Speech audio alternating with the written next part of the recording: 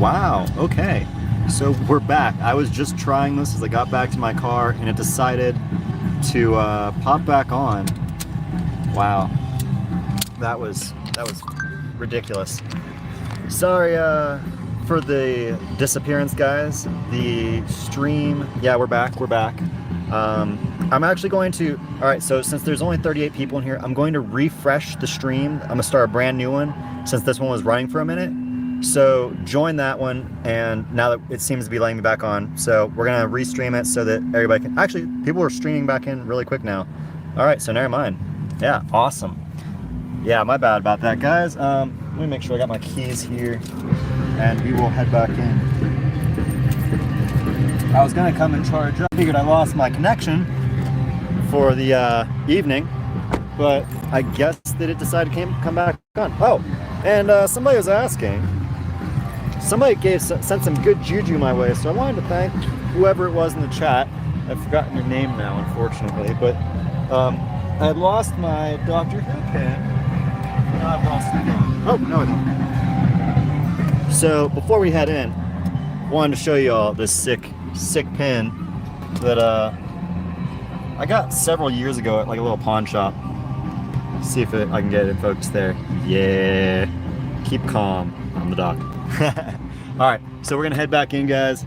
I'm gonna leave this in here just so I don't drop it out there, because that was kind of a bit of anxiety. Almost lose one of my favorite pins. I'll see you in there, Bob. All right.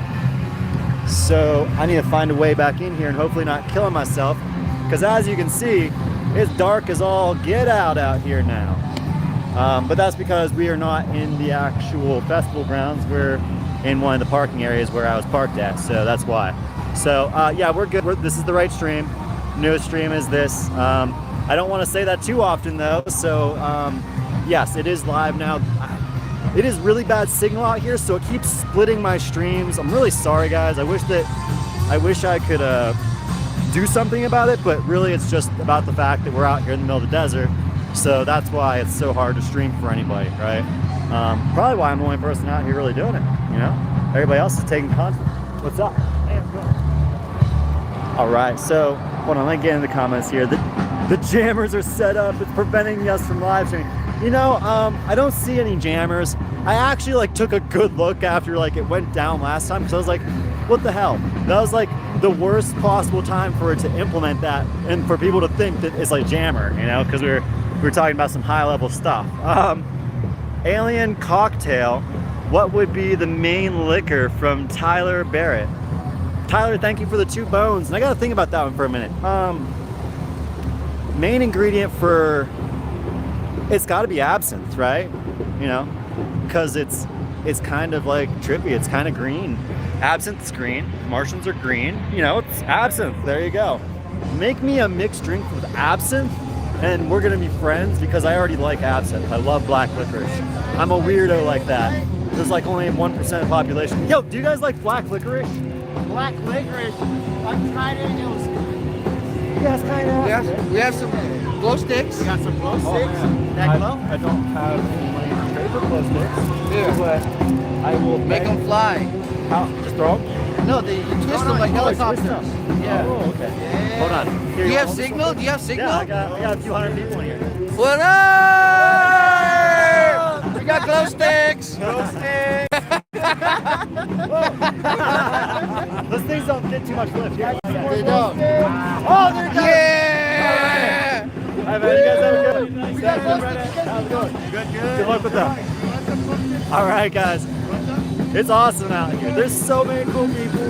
Everybody just trying to have a good time. Unwind before the stress of the raid. Did I say that out loud? I did not. I'm not trying to encourage a raid. I promise. I promise. That's not me. Announce the time every few minutes, and keep your viewers from leaving. The time is 8:33, but why would I announce the time to keep people from leaving? You can see the time on your side, right? I mean, I get that you're worried about it being the wrong stream. Oh, I guess that does make sense. Yeah, okay, I'll try to pay attention. Every 5 minutes, I'll start pointing out what time it is, just so nobody's in a stream for more than 5 minutes. It's the wrong one. That's a good idea. That's a good idea. Thank you for the $5 and the fantastic idea, sir. Yeah, it's not fake. Did you know the U.S. Navy confirmed that the footage of the 2017 UFO was real? Yeah, I was talking about that actually in the previous stream. Towards the beginning of the previous stream, actually, I brought that up. You know, it's really hard to not believe in aliens when, you know, the government's basically saying, hey, we have a lot of evidence there are aliens out here, so, you know, do with that which you will. The weird thing is the aliens aren't talking to us, right? They seem to just be observing us because, I mean, is it like, are we really like ants to them maybe, you know? Because it's not like we humans go and try out of our way to talk to ants, but we might study them, you know? So who knows? Who knows? But yeah, I definitely think that the aliens are absolutely real. I just don't know that humans have had contact, right? That's the big question. Do they have an observe-only policy, or do they sometimes abduct or, you know, probe or whatever all the accusations people have of aliens, you know? Maybe that was real. We don't know. But I don't know if the government is in contact. But Bob Lazar's, you know, talks about the alien spacecraft that he worked on and how it operated, or how he believed it operated. That's some pretty heavy stuff. Are we his ductors? Who's ductors? I don't know who's ductors. Somebody got shot? We don't know for confirmation on that. I have not. It didn't happen here, if it happened, basically, right? If it happened at Area 51, which is like 10 miles south. Now, we did think that we heard a gunshot, so that's absolutely possible. But most of us dismissed it because, you know, it was so faint and nobody screamed that we thought there was probably just like somebody laying off an M80 or something. But, you know, maybe it was a sniper fire. You know, a sniper took a shot at somebody from like who knows how far away, right? Bruh, calm down. It's only 20 of you. Go home. 20? All right. To the person who said there's only 20 of us out here, let me show you the crowds, okay? I showed one crowd in the first video, but there's two stages playing music tonight. While everybody's getting liquored up and having a good time, you know, everybody's getting amped up, right? To some good music, both rock and EDM. And so, yeah, I'll show you the rock stage, what we got over here. You tell me if there's only 20 of us. You tell me if there's only 20 people out here.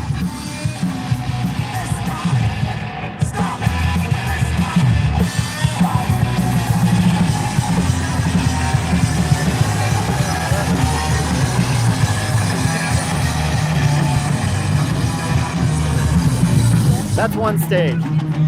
That's one. 20? Nah. There are hundreds of people here. Potentially over 1,000. I'm convinced that there's over 1,000 people here. I mean, I didn't go get an exact head count on everybody, right? But I understand about, you know, how to approximate like groups of 10 plus. And I'd say that, you know, there's easily like 300 people here. Maybe about two to three. And then over on this side, we have easily another 5 or 6. So a lot of people. You know, it's not millions, it's not hundreds of thousands, but 1,000 men, that's 1,000 people, that's a lot of people, you know? Am I tall? Not really. I'm 5'10", so I'm about average. The raid is a complete fail. Yeah, probably will be, but to be honest, it's a party in the desert, so how's that fail? You got a strange definition of fail there, my friend, if you think a party's a fail. You must be one of those recluses that doesn't leave your house. I say this as somebody who's normally a recluse and spends 90% of his time in front of a computer screen researching, because that's what I do for my life here on YouTube, creating content covering the financial revolution that is digital assets. Did I die? No, I didn't die. I'm definitely alive. I think I felt like I've died before. You know, I thought I died once. There's kind of crazy thought, you know, but I died as a baby. You know, had to be resuscitated. I mean, hasn't anybody else died a few times? You know. if you're not living unless you've died at least once, ladies and gentlemen. That's the way I see it, all right? Is this a real live stream? Y'all like the live stream? Yeah, this is absolutely the real one. So much appreciated for telling everybody, the 900 people out there, hey, hit that like button so that this one can get promoted up. People can know we're back live again, and we're going over to the big stage where most people are, so that I can show you how many 20s of people there are, right? Do the Naruto run. You know, I've been seeing a lot of people doing the Naruto run, so if I see someone doing it, they're gonna be right there in front of your eyes, all right? Anyone who crosses trespassing lines, it's a $650 fine. Is that all? If they're just gonna fine us, you know, I think we can all agree that $650 each is an appropriate fine for us to find out if they have alien spacecraft there, right? I'd pay the $640 fine if that's all I gotta do to go into the base, you know? Guys, he died. This is an alien. He isn't him. Yes, I am an alien. I am doing my best to be a human right now. How am I failing? Humanoid, please explain. No, I'm definitely. Oh, guys, you missed it. You missed it. Pikachu just Naruto ran past. He's running Naruto style again. Oh, they're in a race. The Narutos are racing. They're at it. It's awesome. It's a great night. Everybody, the memes, if you enjoy the Naruto memes, you'd be popular here. You just gotta go with the memes of the Area 51 raid. And it's like a big party, everybody's buddies. It's pretty cool. It's pretty friggin' awesome. I wish y'all were here. But you know what? We got a lot here.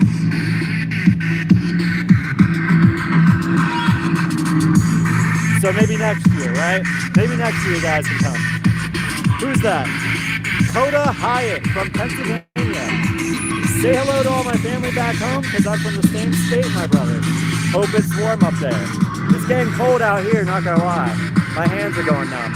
And the signal's getting spotty? Alright, I'm trying to walk you guys over to the other stage, where most people are. But I guess I'll just have to do from here.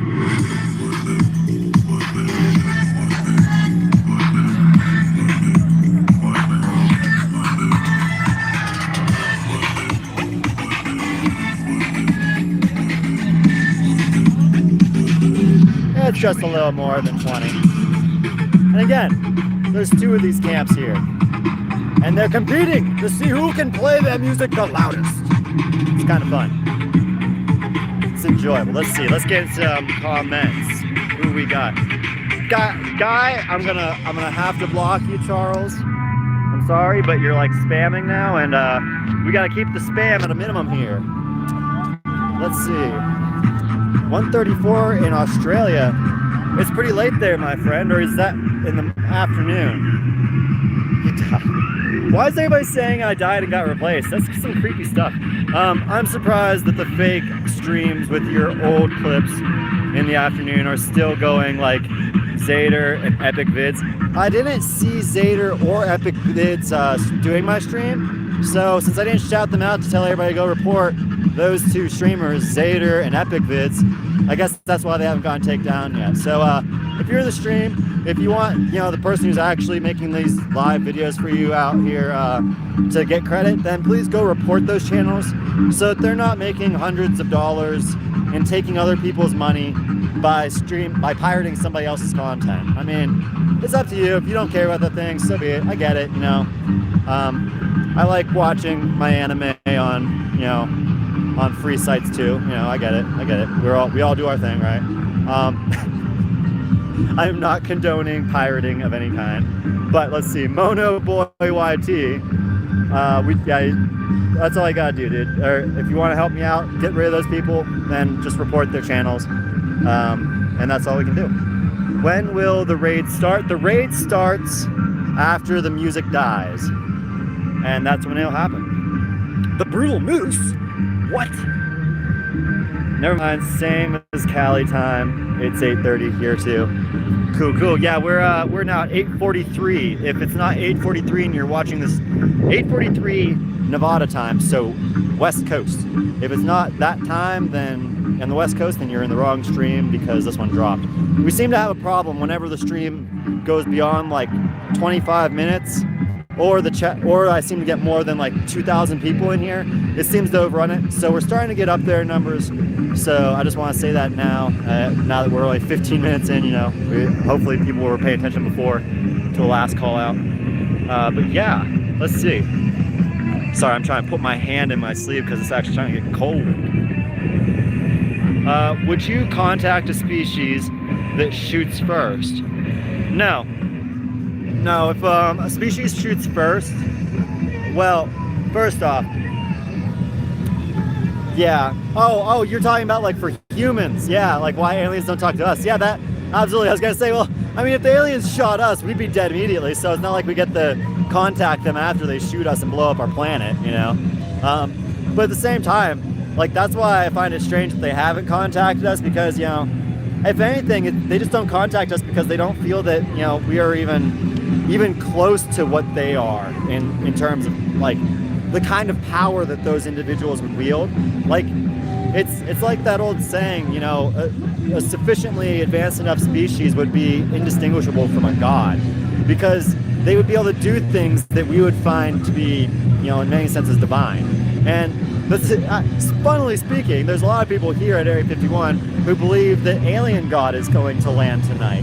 And so Alien God is going to take us all up to alien heaven to be with the one true alien God thing. Yeah, not insult if you are coming, Alien God, if you're the God. So, you know, I don't know, guys. I'm just living in this crazy world with y'all where we don't know what anything is anymore because everything seems to be a lie. And we're all digging through the crap together. But there's some donations here that I've definitely missed, so I need to start scrolling because I've got $29 donated again already in this stream. You guys, I cannot believe how much you've donated to me tonight. Like, thank you so much. You guys have no idea how much this is going to help me get a new start, because I'm moving cross country right now, and I've been stressing about how much I was actually going to be able to, like, you know, enjoy eating. So I really appreciate everybody that's donated, because like that's not even a concern of mine anymore. Thank you so much to everybody. So let me find some donors here to comment on y'all's posts or questions. There we are, one from Sinkliner. Thank you for the €199. Hi, thanks for streaming. How close are you to Area 51? We're about 12 miles, 10, 12 miles, something like that from Area 51 right now. So a fair bit of distance, but you know, it's only like 3 gallons, or not even a gallon of gas to go all the way there and back, right? So it's not that big of a concern to drive out there if we get a caravan going, right? Let's see. Who else in here? I wonder if I can just click this. No. It's so hard to scroll through the chat to find the supers, because I can't just like click it like I can on my laptop. Kinky, thank you so much for another $2. You're my hero, because I think you've donated like 5 times tonight, so thank you so much. Keeping the spirit alive out here. Rave all night. No, we cannot rave all night. We have to rave just late enough for the guards to get tired, and then we can go in while they're asleep. I think that's what people's plan is. I'm not saying that's a good plan, because let's be real, they rotate shifts, but you know, you gotta admire their spunk. We'll see what happens. All right, let's go. What a festival there's to stop people from raiding the base, and it worked. I don't know it worked so much as, you know, there wasn't really a lot of interest in like going before the music started today. I think most people are still just getting comfortable with each other. So I don't know, it really, and like from what everybody is saying, well, it would make a lot more sense to go in the night when they can't see everybody, because it means that somebody will be able to sneak in a lot more likely than anybody else, right? What's up? Alien Institute. Oh man, that's awesome. You better take me away. I'm actually a Martian. Yeah. What do you got? A card. A card.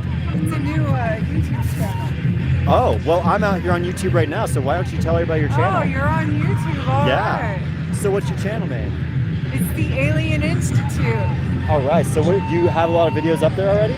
Just one. It's Just a one? new channel, yeah. But Awesome. and Well, next Friday there will be the first main video. awesome. Well, everybody out there, I know you're all interested in Area 51. What was your name? I'm Heidi von Helmholtz.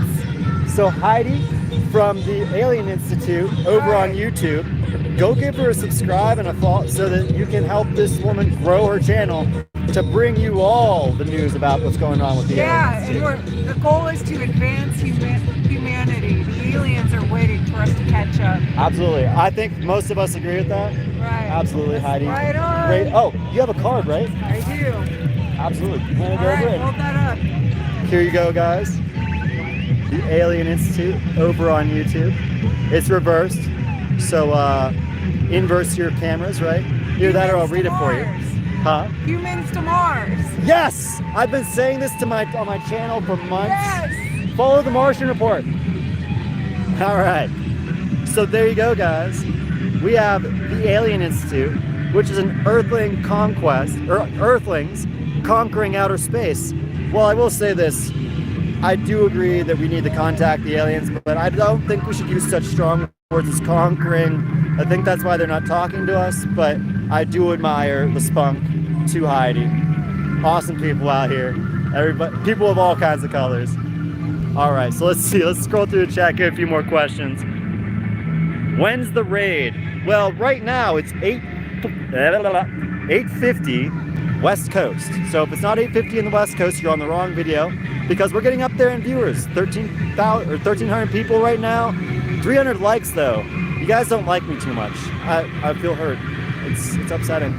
Do you guys hate me that much? Give me a like, just a like. It just means that tells YouTube that you want more people to see my content because you're like, guys, this guy's the only one talking about this. And there's 1,300 of you, but I only have 400 likes. What have I done? What have I done? I appreciate it, guys. Thank you for everybody that just hit the like button. I hope you all are having fun, enjoying, and I'm gonna try and get to some of y'all's questions. Have I tried DMT, avocado EMT? Do you think that I would ever admit to something like that, even if I had? That's crazy. That's so illegal. That's such illegal stuff. And I'm probably gonna get flagged for even reading that. That was rude, friend. Why would you say that to me? Robert EQ Speedwagon. Who is Speedwagon and why is he best girl? That's a really confusing question because why is he girl? Wouldn't it be she? I don't know. But thank you for the $2. I don't know how to answer your question though, but thank you for the $2. All right, who we got here next? Did you see any YouTubers, Mr. Beast? Why are you saying Mr. Beast? Why is that my name? But yes, we just spoke with the Alien Institute, right? Otherwise, no, I wanted to meet We Are Change, but I haven't seen him yet for some reason. Guys, it's Shaggy. Hey, I do have a dog, kind of looks like Scooby-Doo. His name begins with an S, but it's not Scooby, just so you guys know. But yeah, I get that a lot. When is the raid starting? After the music stops. That's my only answer I can give you for now because I don't know the actual time itinerary. They keep that secret from the masses because, you know, I'm not one of the main key organizers of this. I'm just the guy out here with the stick that's probably going to be like told, dude, you can't film this one. You can't film this one. I'm going to film this one. Maybe if they don't, like, you know, confiscate my cameras. You know, I'll be sneaky about it. We'll try and be sneaky if it happens. I might not be able to actually talk to you though. You're just gonna have to look at the camera and be like, what's going on? We'll see. We'll see how it works. When are people going to storm again? Can't say. If there is a raid, then will you be able to, or will you be in it and try and get in? Leanna, I do not believe that I'm going to try and get in. Now, if a lot of people surge in past the gates and all the guards leave the front entrance, then maybe I'll go in just far enough to see them chasing down everybody, but I'm not gonna go in. And if anything, I'll just, you know, stream from outside until things seem to get quiet, you know? But I'm not gonna go in because I'm not trying to get arrested. Just me. I don't want to go to jail, and that would be a jail sentence. I'd take the fine if that's all it was, but it kind of depends on how they react. What happens? We'll see what happens. Nobody knows. And things like people going in mass into something, it's hard to emotionally subtract yourself from that. I'm going to, as best I can, to keep my mind, I'm gonna stay in the back to show and share with everybody and not get caught. That way I can actually share without my footage being destroyed, right? But yeah, we'll see what happens. It's hard to say. When are people going to storm? Nobody, again, I can't answer that yet. Multiple people calling me Shaggy. Brian Crockett with $2. Would Naruto run for a Scooby snack? Well, I'll Naruto run for the $2 here. So let me just set up the tripod or the camera here, and I'll give you my best Naruto run. All right, you're gonna be riding on my back, so this will be interesting. Oh, it's gonna be terrible. But you gave me $2, so I gotta now because I appreciate you sincerely for giving me $2. So I guess I'll do a Naruto run. All right, let's go.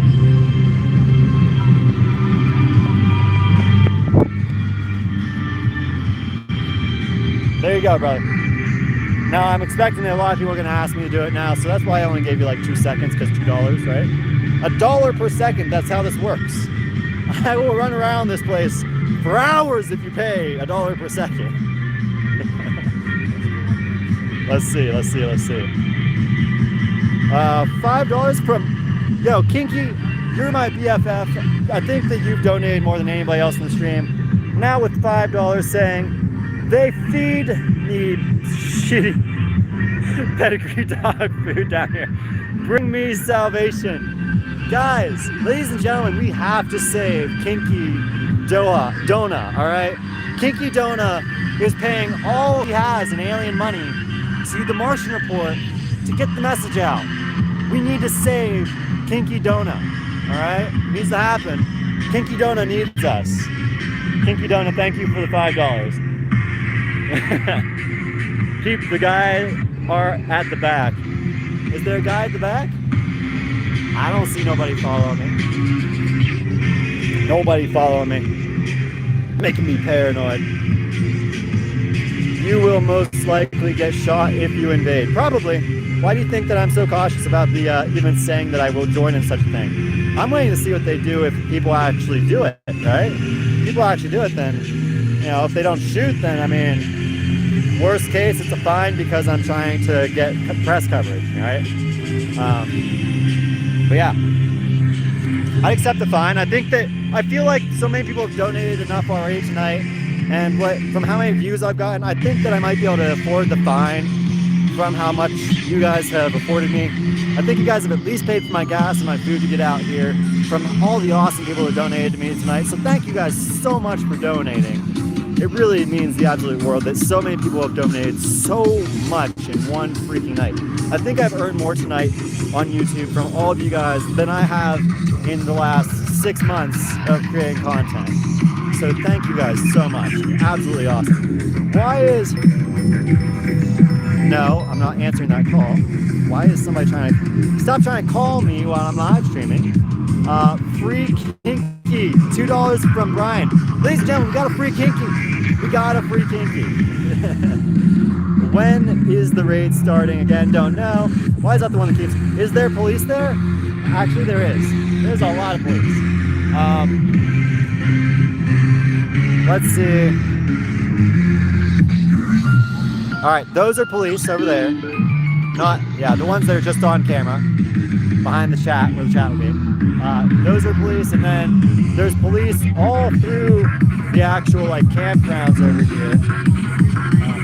Let's see if I can get, all through over here, there's police that are parked all over. They have another outpost on the far end of the road. There's only one road that comes into this town, so they're set up on both sides. What's up, ladies and gentlemen? We found an alien. I don't know. I'm gonna I love you guys. This guy, this alien, is it safe to touch you? Can you shake, do you know how to shake hands? Has a human taught you this guy? Okay, so extend your hand. Now don't take my hand off because you got some big claws there. All right? Ladies and gentlemen, we're forging peace between the aliens right now. We've met, where are you from? What planet are you from, sir? I don't know what you are, but what planet are you from? Huh? Kaburu.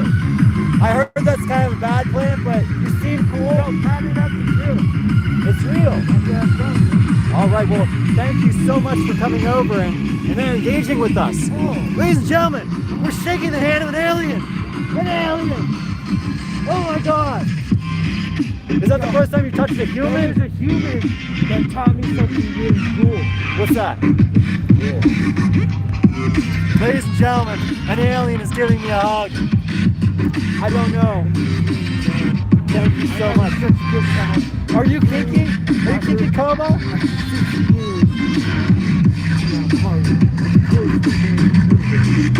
Yo, this Free! Kinky, we freed you! Everybody in the chat, one, Thank free you so much. Thank you so We much. did it. Thank you everybody for seeing me. We did it. This guy, I saw him free. You heard it here first. I freed, He stormed the gates.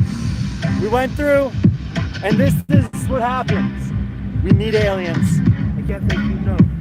I can't thank you enough for showing behalf of yourself my on people. camera in front of the whole world. Thank you. Thank you, sir. Thing, alien. I don't mean to insult you with thing because I don't know, it's all cool because you understand because it's so much more intelligent than us. Guys, the alien's running away. I guess that we were only allowed so much time with such a high intelligence. Such a high intelligence, ladies and gentlemen. Did you see that? It's so real. I think that was the real deal. Kinky, we freed you. And I'm so happy that you're free now, Kinky, to roam the world, to do your alien deeds. That was so cool. Welcome to freedom, my friend. All right, who we got? Martian report, show us some people. Why show you people when you just got to see aliens? Aliens, my friend, aliens. Are you tall? Everybody keeps asking if I'm tall. I'm only like 5'10". I had to think about that, that's funny. Yeah, I'm 5'10". It's a blast, it's an absolute blast. Everybody should try to come out here next year if you can. Please find Rob's ex. She is with Alfredo. I still don't know who Rob's ex is, but thank you for another $1.99. I'm not gonna say your name, you know it, but I appreciate it. All right, let's get down here because there's a lot of donations that came in. $5 from Captain Barbosa. If you jam on in an alien but didn't wear a Jimmy hat, will you get sick? That's a good question. Will the bacteria from an alien cause me to get the clap, the cheek clap? I think the green clap might be a thing. That's the reason why I will be the one who streams somebody else getting the alien clap on, right? I'll just be the observer, and you can observe too if that's your jam. If that's your jam. Thank you again for the donation. Who's that up next in here? How long are you going to be live streamed? Until my battery dies, or it gets to the point where I need to go charge before we actually go and do the raid, right? So, yeah, whichever comes first. I'm at 31% now. We're 33 minutes into the stream at 9:02 West Coast time. So if it's not 9:02 and you're watching this stream, you're probably missing the raid stream because I'm betting that's gonna be my next stream after this, assuming we don't crash here in literally 3 minutes, it could happen. It's Shaggy, everybody keeps saying it. Shaggy and Mr. Beast in Area 51. Let's see. I think that alien that came over was Mr. Beast, to be honest.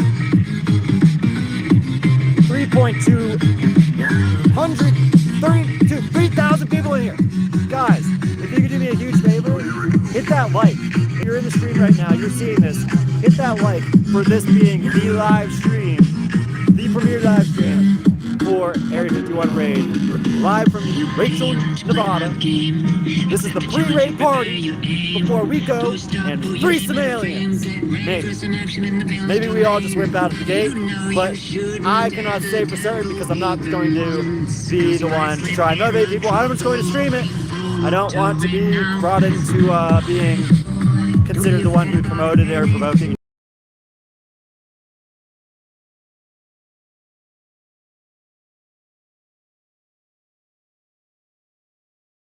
This is what's called active SETI, or METI, messaging to extraterrestrial intelligence. If you can build a radio transmitter anywhere in the galaxy, you have to know that 2 + 2 = 4. And so it's basic mathematical principles like that that we use as the foundation for a language to communicate with extraterrestrials. In terms of the message content, how it should be sent and what it should say, what would we say about ourselves? And what are efficient encoding schemes, and how do we provide a tutorial so that they can figure out what the scheme is?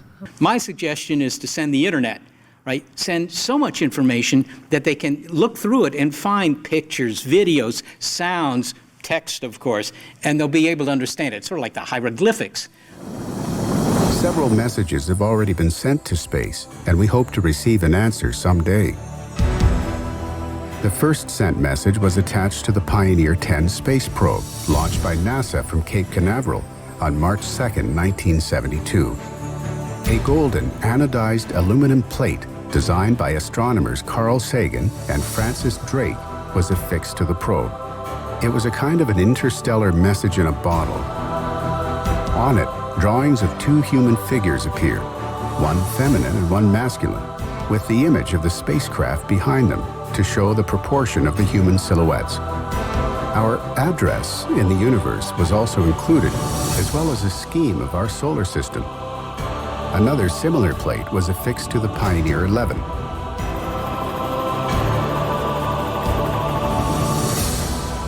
The next message, sent in 1974, was designed by the Dr. Frank Drake and transmitted by the Arecibo radio telescope in Puerto Rico. This message is generally known as the Arecibo message. It was a very simple message. It took 3 minutes to send, and it provides a mathematical and scientific overview of life on Earth. It starts with a description of our numbering system in a binary code, numbers from 1 to 10, and then using those numbers, a description of chemical elements that are essential to life on Earth. And once we can talk about those chemicals, we can talk about the way they combine into molecules, including DNA, the core of our genetic material here on Earth. The Arecibo message also gave a description of our solar system, the population of our Earth, even a diagram of the telescope that was used to transmit the message. 1977 saw the launch of the Sounds of the Earth, the most elaborate and comprehensive message to date. Recorded on golden records, they were affixed to each other on the Voyager spacecrafts. Besides salutations in 55 languages, they included an audio section devoted to the sounds of the Earth. Volcanoes, lightning, wind, laughter, and the message in Latin, per aspera ad astra, through hardship to the stars, in Morse code. Also included were eclectic selections of music from different cultures. The Brandenburg Concerto No. 2 by Bach, the Magic Flute by Mozart, the Melancholy Blues by Louis Armstrong, Beethoven's Fifth Symphony, as well as traditional music from different cultures.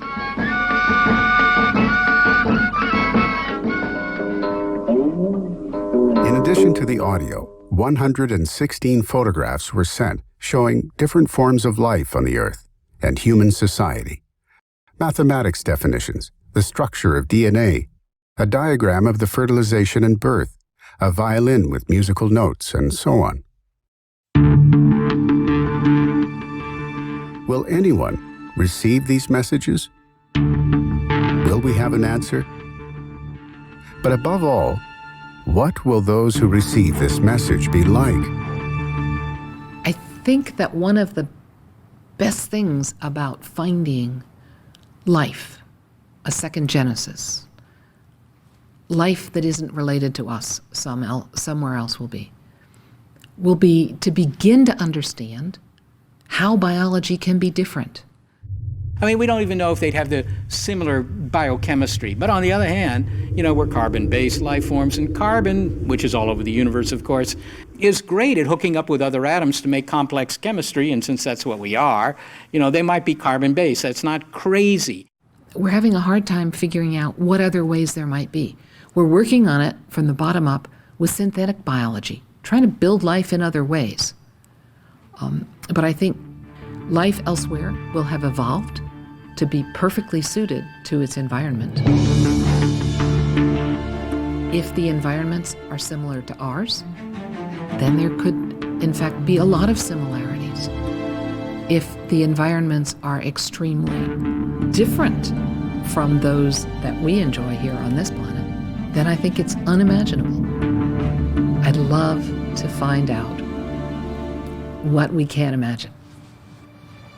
In fact, as we imagine the kind of beings we make contact with, they may not be biological beings at all. On Earth, we are anticipating computers becoming advanced enough that they may even deserve the term intelligence in the next century or so. So if we make contact with a civilization that's thousands or millions of years more advanced than we are, the intelligence on the other end of the line may be an artificial intelligence. These hypothetical forms of life may have abandoned their biological bodies a long time ago to create a computer body. They may have the ability to build a quantum computer with an extraordinary computing power, a super-intelligent device with the same capacity as a conventional computer that occupies a whole planet. Then, they may have lost their consciousness of the self to be absorbed by a global digital network of minds, a great collective consciousness. But in terms of what they'd be like, what they'd look like, nobody can really say, except this. Probably within 100 years, we're going to develop thinking machines here on Earth. So I think it's very likely that if you actually pick up a signal coming from elsewhere, it's not coming from some sort of biological being, it's coming from a machine. The search for extraterrestrial intelligence is not really different from the search for our own future.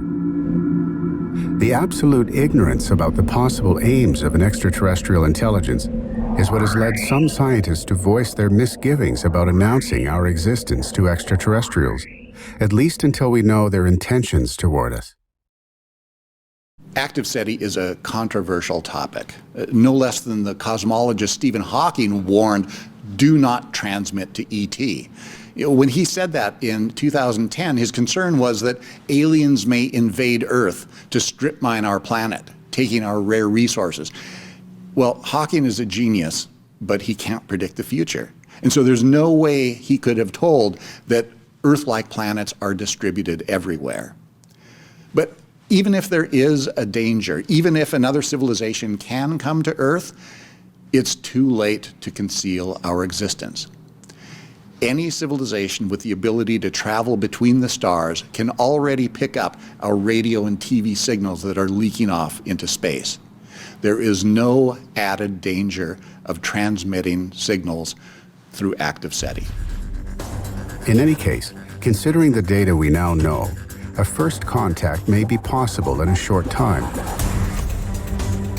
It's also possible that some civilization has already listened to our messages.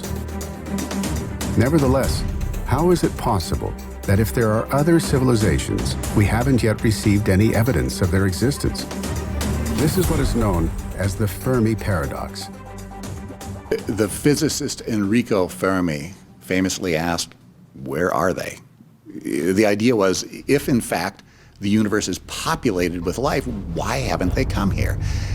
The formulation of that paradox arose when the physicist Enrico Fermi was working on the Manhattan Project, whose aim was the development of the U.S. atomic bomb.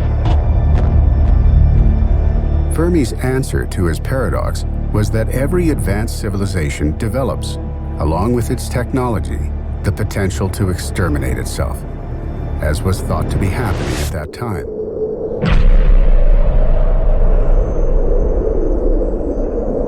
The fact that other extraterrestrial civilizations had not been found implied for him a tragic end for humanity.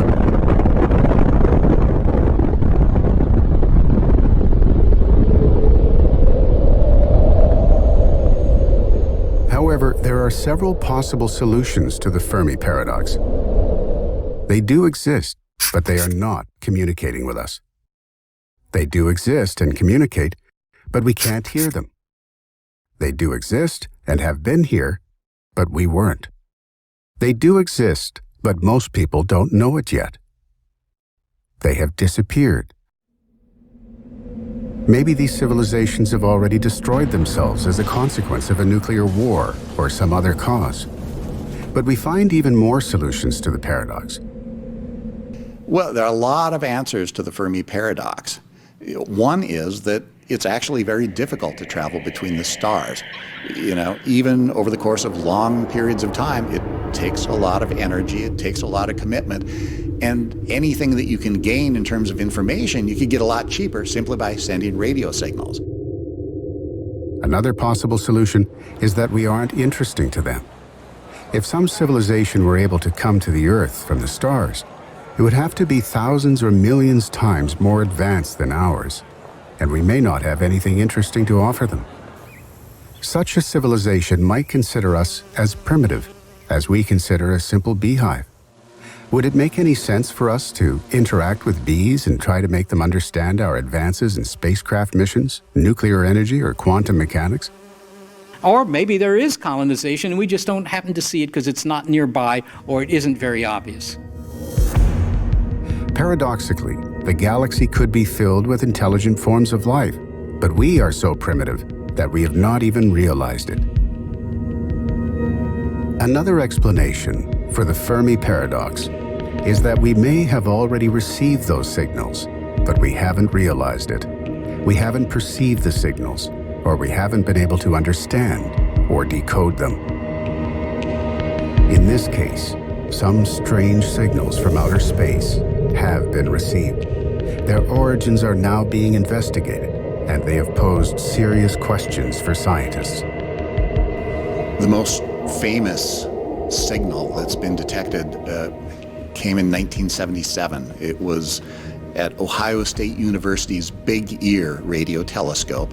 And in the course of listening for signals from another civilization, there was this message that was strong, that was spread out over frequency. It looked exactly like the kind of signal we would want to get from ET.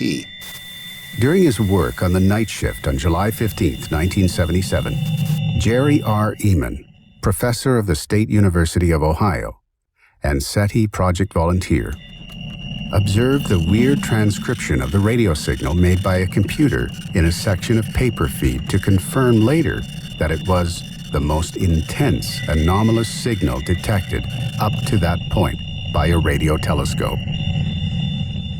The signal, of unknown origin, had a duration of 72 seconds and reached an intensity 30 times higher than conventional signals, and had come from the constellation of Sagittarius.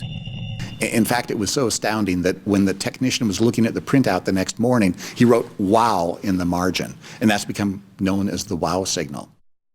The computer processed the signals received into a series of alphanumeric characters. It wrote the sequence 6EQUJ5, which has kept the international scientific community on edge until today. Ehman and his team studied the signal in detail. In the end, they were able to rule out that it had been part of any interference coming from the Earth. So during the following month, the operators of the radio telescope tried to reposition the signal, but they didn't succeed. Well, many times in the decades since then, astronomers have looked at the same part of the sky to see whether they can find the wow signal again, but we've never been able to replicate it. So the key to progress in SETI is to be able to find a signal that looks as good as the bow signal, but now to be able to find it not just once, but over and over and over again.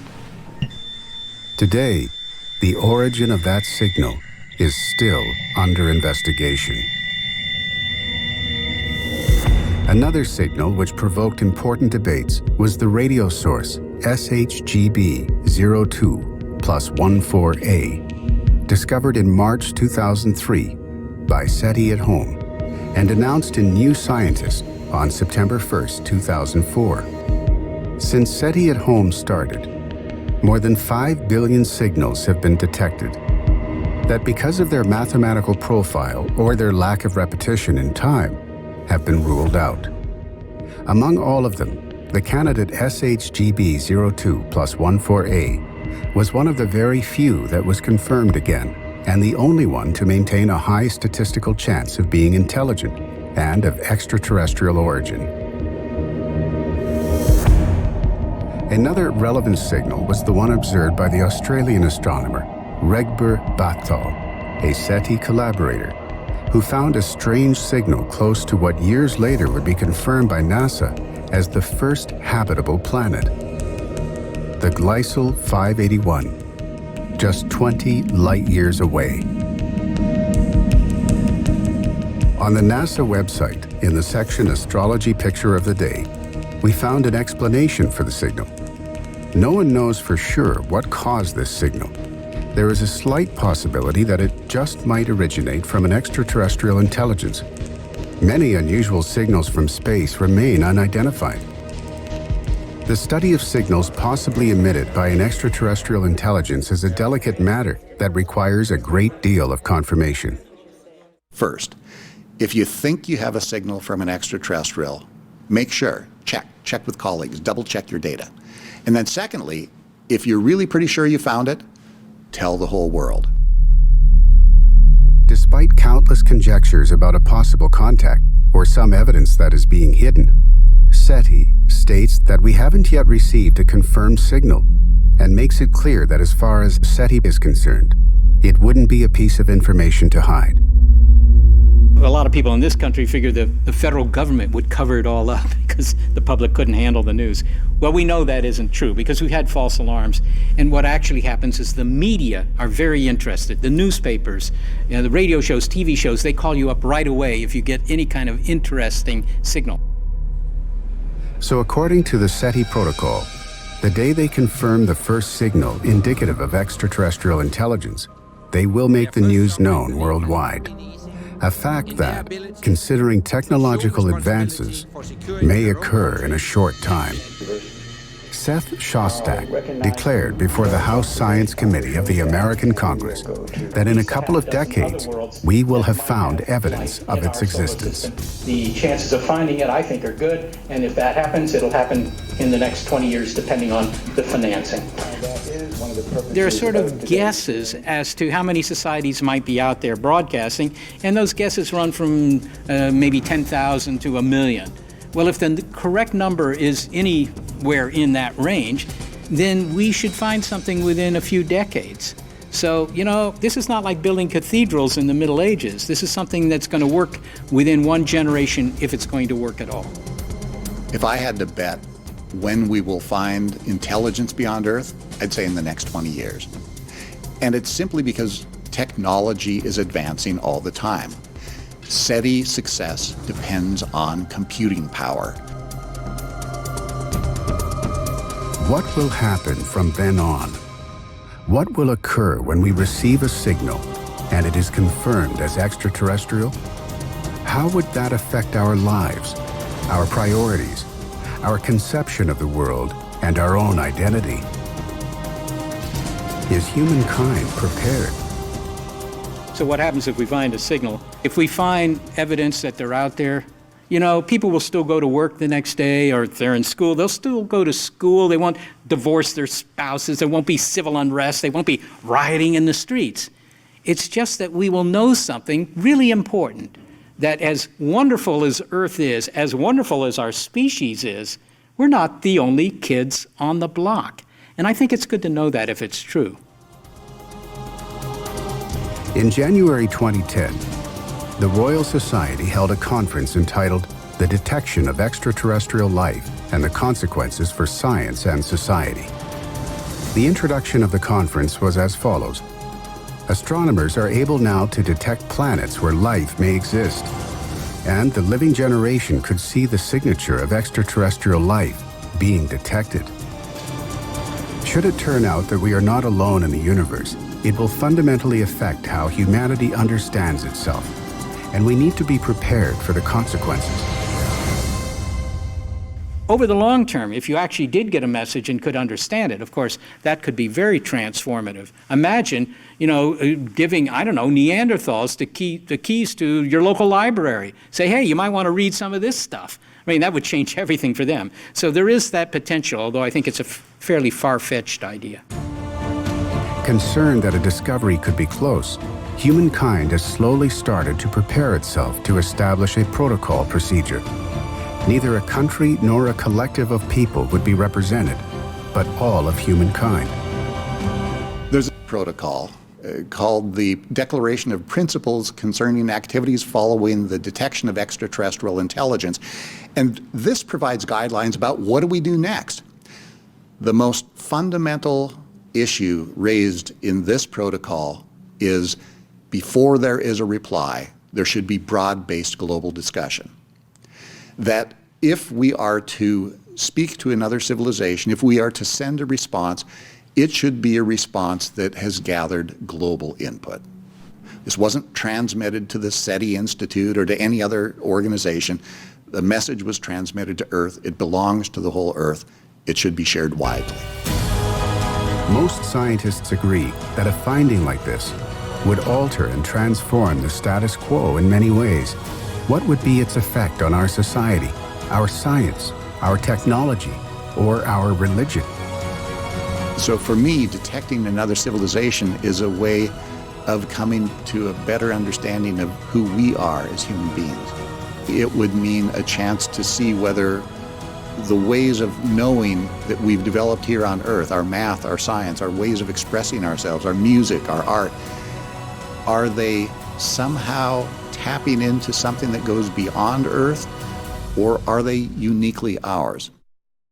The discovery would be on the same level as those of Copernicus and Darwin, and as of the transforming events in human history. However, it will be decades before people get used to the idea that we are not alone in the universe, and its real meaning becomes deeply ingrained, as occurred with the heliocentric cosmology and biological evolution. It's likely that our first contact with an extraterrestrial civilization will happen when the Allen Telescope Array detects a message that confirms, at last, the existence of extraterrestrial intelligent life, or when one of the people connected to the SETI at Home project announces that his computer has decoded some of the signals of the Arecibo telescope. Then, our first contact will be a unidirectional conversation. We might capture some intelligent message by chance, but it could take decades or centuries before our answer gets to them, given the huge distances of the universe. Let me tell you what my hope for the impact of the detection of a distant technology would be. What I hope is that we can make it understood to the people on this planet that the only way that contact happened was because, on average, technological civilizations have a long lifetime. We're sitting here as a very young technology, and we literally do not know whether it's possible to grow old, to be able to be wise enough to manage our population, to shepherd our planet, to go forward into a long future, long in cosmic times. But if we find someone else, we know the answer to that question. We get a proof of existence. It's possible to grow old. Somebody else figured out how to do it. And I would hope that that would motivate us to find solutions to the problems that we face today. We know that somebody else made it through this bottleneck, this technological adolescence. I'd hope it would motivate us to find answers for ourselves. Today we know that the first contact may occur in not too a long time. It's not easy to figure out what will happen in this first communication, if it will be something positive or harmful to human beings. What is clear is that it will be a turning point in the life of the human species.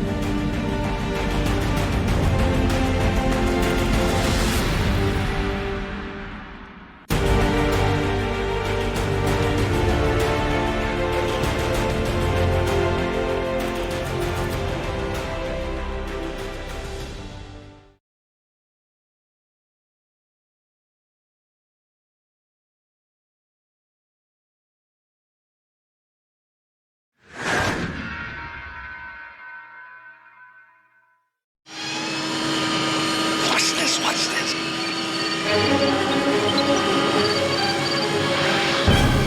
Time travel, one of mankind's favorite fantasies. But what if it were possible to build a real time machine and travel to the future or the past? The invention of a real-time machine would probably be the most important thing in the history of the world, in the history of man. Scientists are now teetering on the edge of making the impossible a reality. This century, I feel, will be seen as the century of time travel, just as the 20th century was seen as the century of space travel. Here in this laboratory, the first real attempts to travel through time will soon begin. The future and the past may never be the same again.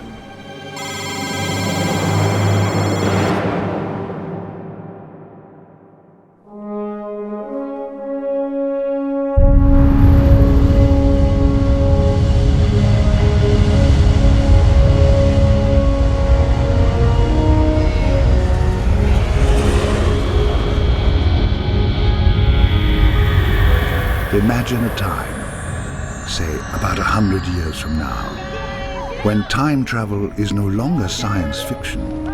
Instead, it's taught to our great-great-great-grandchildren as science fact. Okay, listen guys.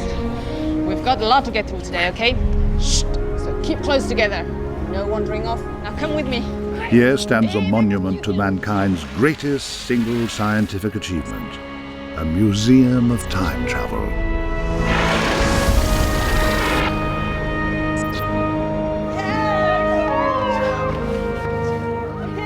Such a museum would be a popular attraction, an edifice designed to tell a story that for us has yet to happen.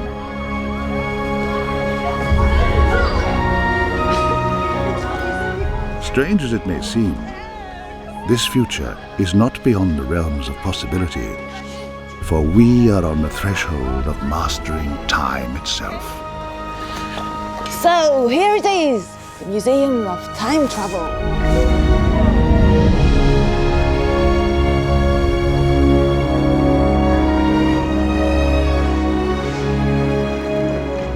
This museum was built on the site of the very first successful time machine. And we're going to find out later why that makes it so very special. But for now, the first step on our journey is to have a look at the past. Imagine what it was like over a century ago, in an age where the future was uncertain and the past a bit of a mystery. The history of time travel begins with fantasy and fiction, the compelling dream of visiting another time. Imagine, for example, traveling back to April 1912 and averting the catastrophic loss of thousands of lives by warning the captain of the Titanic of the iceberg. Or how about visiting Germany in 1938 and assassinating Hitler, thus preventing World War II? Tinkering with history is easy to imagine, but in reality, even the basic concept of time is a tough one to grasp. Time is the weirdest thing. You cannot see it. You cannot touch it. You cannot smell it. And yet it rules our lives with absolute control. We are all carried along in the present. We're trapped in this moment that we call now. Or at least we were, until the efforts of these great minds freed us from the tyranny of time. In 1905, Albert Einstein came up with a theory that allowed scientists to take over where the dreamers had left off. Most thought that time travel would never be possible for real. But way back in the early 21st century, one man has an idea. His name is Ronald L. Mallet. One day, Ron Mallet may be seen as a true pioneer. He believes he's very close to the ultimate prize, a real, working time machine. It is the culmination of a lifelong quest that began with the death of his father. The reason I became interested in time travel was my father. He was really a terrific person, and I loved him very deeply, and he died of a heart attack when he was only 33, and I was 10 years old, and I was devastated. It turned my world upside down. Science fiction became the young boy's salvation, for in it, he found the hope that he needed to overcome his grief. I thought, what if I could build a time machine and go back into the past? Then I would be able to see him again and maybe save his life. So that became my goal, to build a time machine. As Ron grew up, he began to study science as well as science fiction, discovering a natural talent for the subject. Fast forward 40 years, and the young boy with the impossible dream is now a professor of physics at the University of Connecticut, an expert in the one branch of science that allows him to tinker with time. The journey has certainly been worthwhile, for the fruits of his labors are tantalizingly close. I feel that with current technology, it's possible at the very least to send subatomic particles back into the past. The professor's confidence is well-founded. This is a recently published paper in which the principle is outlined. It's been received enthusiastically. We've known for a long time that time travel is possible in theory. What we've never known is how to do it. But what Mallet has come up with here is a means to achieve it. He's got a blueprint for a time machine. Physicist and writer Dr. Michael Brooks is well aware that sending particles back in time would also allow information to take the same route, and then things would get really strange. The implications of time travel are truly amazing. If we could send information back from the future, then we could win the lottery, for example, every week. We could manipulate the stock market if we wanted to. But what's really astounding is that we could send back scientific understanding from the future. That hardly bears thinking about. This paper could revolutionize the world we know, shattering forever the barriers between the past, the present, and the future. Although the professor's idea is new, the underlying science is very well established. In fact, the first steps towards it were taken a long time ago. Now, this next exhibit features Simon Wells, who's the great-grandson of the man many call the original father of time travel.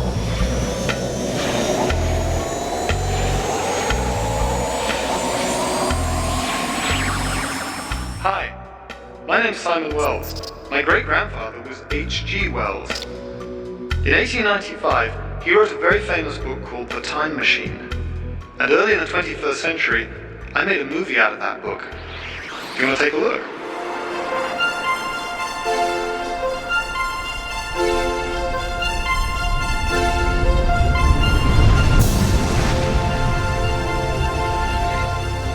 The Time Machine was not only a good book, it also set the precedent in which fiction inspires reality. It's the story of a Victorian scientist who tries to go back to prevent the murder of his fiancée.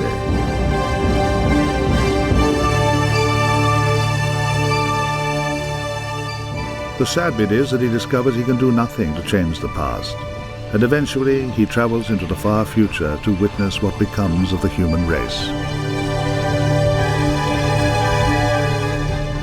When it was published, The Time Machine immediately seized the public imagination. But the amazing thing is, it was also responsible for the first breakthrough in the real science of time travel. The breakthrough was to treat time as a fourth dimension, a dimension in which it may be possible to travel, just like traveling across a city.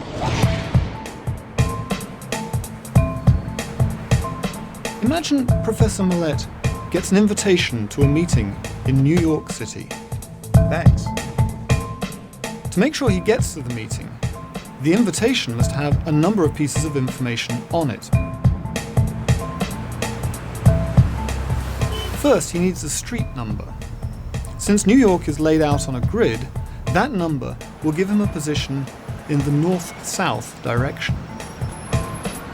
Next, he needs the avenue. In this case, Fifth Avenue, which gives him a position in the east-west direction. So far, he has found the unique location of the meeting in two directions, or dimensions. Now he needs another piece of information to tell him where the meeting is in the third dimension. But of course, the position in 3 dimensions is not enough to make sure he gets to the meeting. The invitation must also carry a fourth piece of information: the time. 4 pieces of information specifying a single event in 4 dimensions, 3 of space and 1 of time. So here is a single event in space and time, or as scientists call it, space-time. Treating time as a dimension means that scientists can not only consider time travel logically, they can also explain why it seems so utterly confusing to us. Suppose that there is a world that has only 2 dimensions, like this piece of paper, and that there are beings that can only live in this 2-dimensional world. They can conceive of length and width, but they cannot conceive of the 3rd dimension, height. What would they make of a 3-dimensional object, like this paperclip, if I introduced it into their world? To them, it will appear as though the object came out of nowhere. They can't conceive of the fact that it came from a 3rd dimension. And if I pull the object back out of their 2-dimensional world into the 3rd dimension, to them it will have appeared to vanish. In just the same way as a creature from a flat world would see a 3-dimensional object doing the impossible, we humans, being 3-dimensional, would see a traveler in the 4th dimension do some very strange things too. Like the paperclip, a time traveler would simply vanish, to reappear in another time. And that's not the only strange thing that happens. If I fold this piece of paper over and push this single paper clip through, the people in this world will see this one object in 2 places. Thanks. This is